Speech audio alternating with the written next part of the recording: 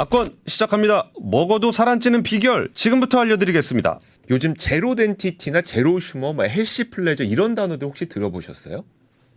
아니요. 못 들어보셨습니까? 정말 그 뭐 제로 슈거, 제로 칼로리 이런 음식들에 대한 수요가 굉장히 많은 상태인데 뭐 뻔하죠. 웰빙 수요 높아지고 건강에 대한 관심 높아지고 미에 대한 관심 높아지니까 이런 제품 판매도 그렇고 관심도 많이 높아지고 있습니다. 근데 맛이 없잖아요.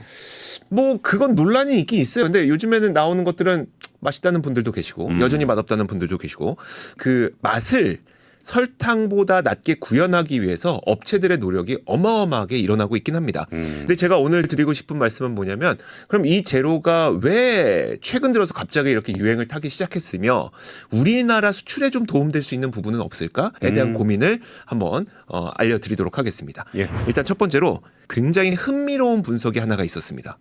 모바일 인덱스 컨설팅의 분석 자료예요. 그래서 이분들이 제로 탄산 음료만 구매하는 유저들이 그 다른 앱들은 어떤 걸 이용하는지 그 사람들의 행태를 한번 본 거예요. 그렇죠? 어떤 사람이 제로를 먹는지. 그렇죠. 예, 예. 네. 보시면 식도락가. 이게 음식 좋아하고 건강 관리 관심 높고 그다음에 다이어트 관심 높고 소셜 미디어 SNS 좋아하고 뭐 이런데 그거보다 더 중요한 거 있습니다. 운동 앱 사용성 감소. 아, 운동 안 하면서 멋있게 보이고 싶은.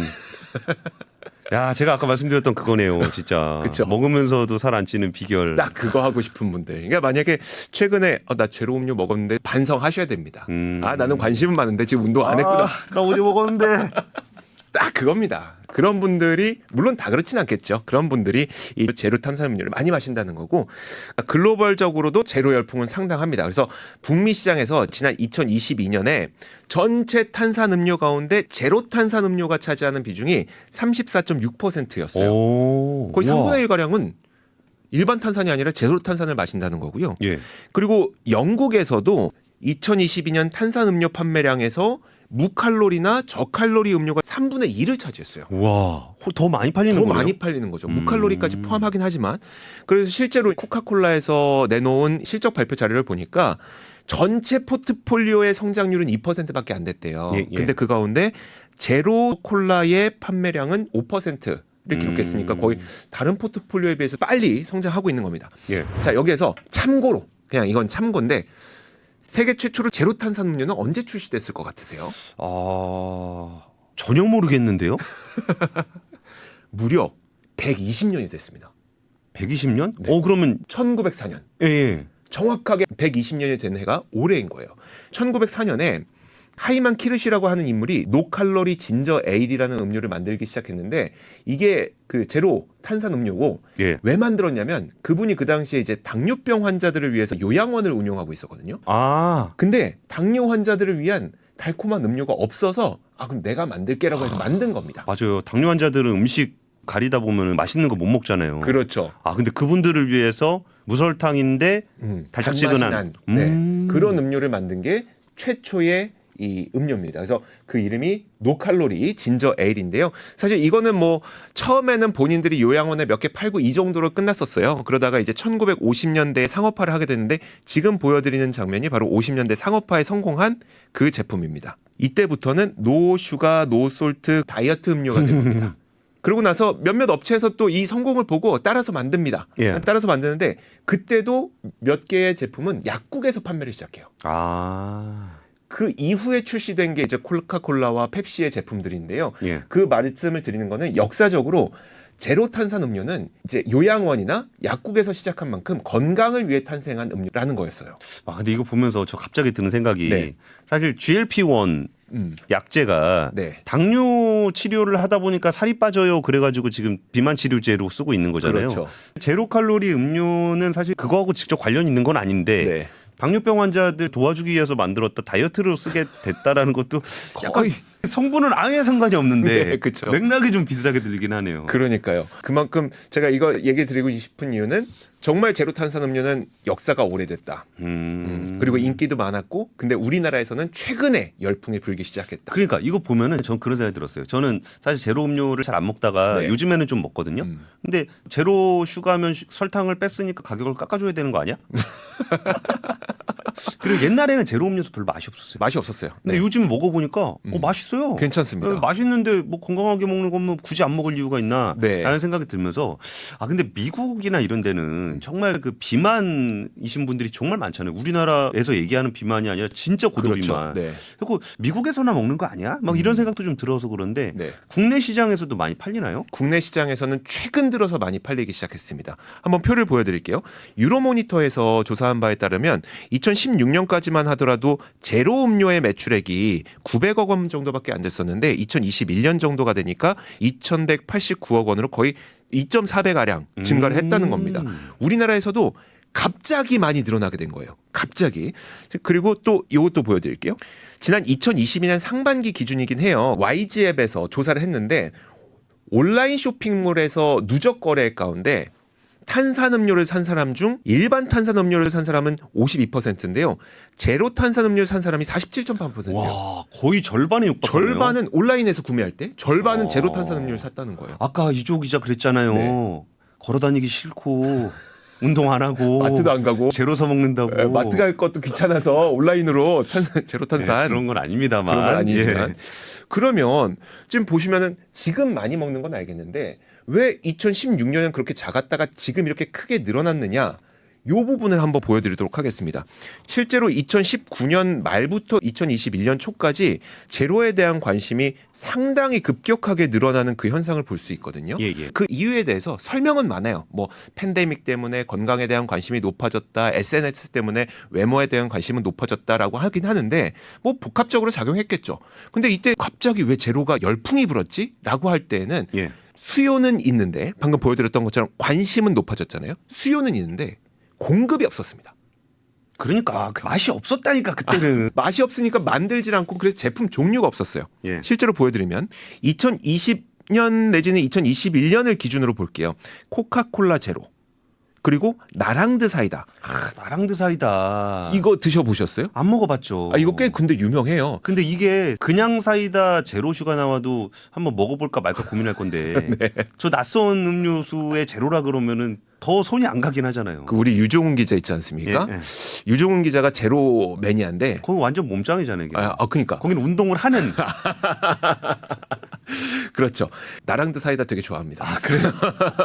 그 얘기하려고. 아는 사람은 좋아한다는 거죠. 자, 이렇게 제품의 수가 없으니까 관심은 많지만 먹을 수가 없었던 겁니다. 그러다가 방금 보여드렸던 것처럼 수요가 급증하는 것을 느끼게 되니까 그때부터 많은 업체들이 제품을 판매하기 시작하는데 딱 2021년 1월에 펩시 제로 슈거가 출시가 돼요. 예. 이게 되게 재밌는 게 뭐였었냐면 칠성 사이다 제로가 한번 출시됐다가 수요가 없어서 단종을 했습니다. 근데 펩시 제로 슈거가 2021년에 처음 출시가 되는데 예. 펩시 제로 슈거는 우리나라에서 누가 만들죠? 롯데 칠성이 만듭니다. 예. 그렇죠? 근데 롯데 칠성은 칠성 사이다 제로를 먼저 출시하지 않고 펩시를 출시해요. 왜 그랬을까요? 뭔가 미국에서 개발한 느낌이에요. 그것도 그렇고 예. 한번 실패를 맛보니까 간을 본 거죠. 먼저 펩시 하는 거 보고 야 펩시 잘 팔리나 보자. 그다음에 간 보고 성공하니까 그다음에 바로 다음 달 이제 칠성 사이다 다시 제로를 출시. 출시를 하게 됩니다. 그리고 그 이후에도 뭐 스프라이트 제로 출시되죠. 그 옆에 보시면은 뭐 환타 심지어는 비타오백 예. 또 이제 제로로 출시가 되고요. 뭐 밀키스 제로 출시되죠. 최근에는 미에로 파이바 제로도 출시가 됐더라고요. 약간 건강음료 쪽은 원래 수요가 건강 좋아하는 사람들이니까 그쪽으로 많이 선호하긴 하겠어요. 네, 그러니까요. 그러니까 과거에는 인기는 있었지만 없어서 못 먹던 게 인기를 확인하고 제품들이 막 출시되면서 실제 수요와 공급이 이제 맞아 떨어지게 되는 그런 현상이 지금 벌어지게 되고 있는 겁니다. 지금 가장 인기 있는 제로 탄산음료를 보여드릴게요. 1등은 바로 그 펩시콜라 제로, 그리고 2등이 코카콜라 제로입니다. 예. 칠성 사이다 제로가 3등이 죄송합니다. 나랑드 사이다에게 사죄드리겠습니다. 근데 나랑드 사이다는 어디서 만드는 거예요? 동아오츠카에서 만듭니다. 동아오츠카? 네, 바카스? 그렇죠. 동아소시홀딩스의 합작 회사죠. 동아소시홀딩스 죄송합니다. 그러니까요.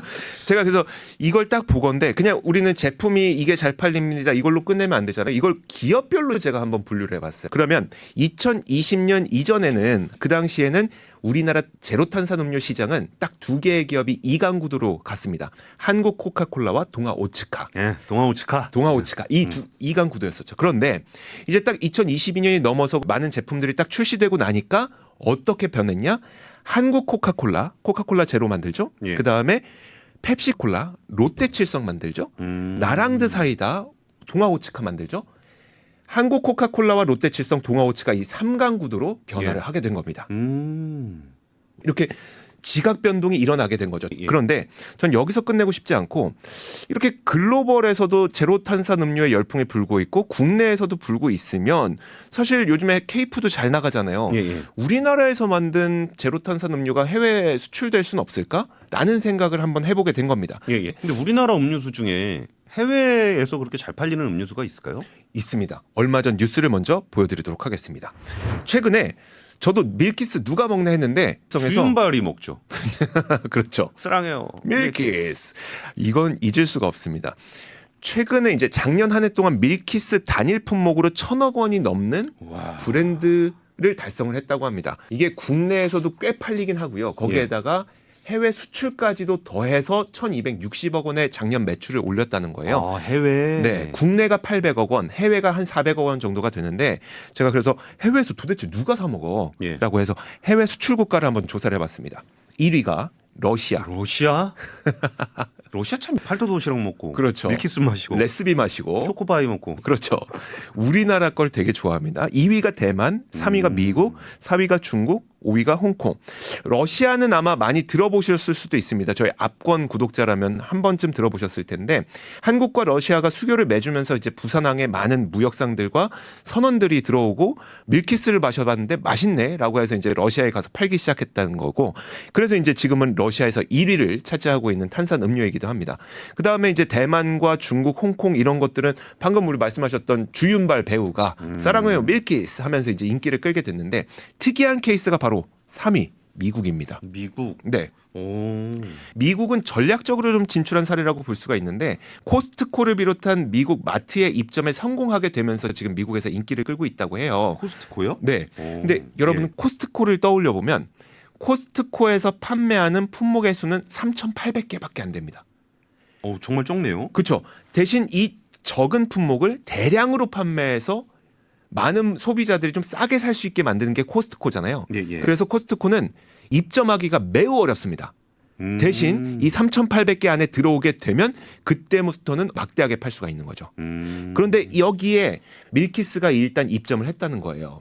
입점을 해서 여기서 팔고 있기 때문에 미국 수출 3위로 랭크가 되어 있는 거고 그러면 저는 이런 생각이 드는 거죠.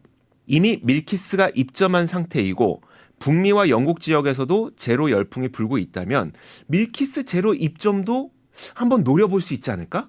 라는 생각이 드는 거죠. 만약에 그게 성공하게 된다면 K푸드의 성공 케이스를 한 번 더 만들 수 있지 않을까라고 하는 생각이 드는 겁니다. 밀키스 제로로. 밀키스 제로로. 물론 금액은 크지 않을 겁니다. 하지만 우리가 이제 전략적으로 K푸드가 진출하는 사례를 하나씩 만들어 나가고 있는 상태잖아요. 그러다 보니까 이 제로 열풍을 타서 밀키스 제로도 한번 그런 케이스를 만들어 줄 수 있지 않을까라는 생각입니다. 예, 사실 건강에 대한 걱정은 누구나 다 하는 거고 이왕이면 건강하게 살고 싶어 할 거예요. 근데 사실 우리가 건강해지지 못하는 이유는 있습니다. 운동은 재미없고 좋은 약은 입에 쓰잖아요. 네. 근데 건강하면서 맛있는 음식이라고 한다면 굳이 안 먹을 이유가 없는 것 같습니다. 네. 우리나라의 식품 산업들도 제로 슈가, 제로 칼로리를 통해서 좀 더 시장을 넓힐 수 있는 그런 계기가 마련되기를 기대해 보겠습니다. 진짜 우리 보통 시작할 때 농담으로 시작하는데 네. 아무리 먹어도 살 안 찌는 비결 분명하게 좀 설명이 되는 그런 시간이었던 것 같습니다. 지금까지 압권이었습니다.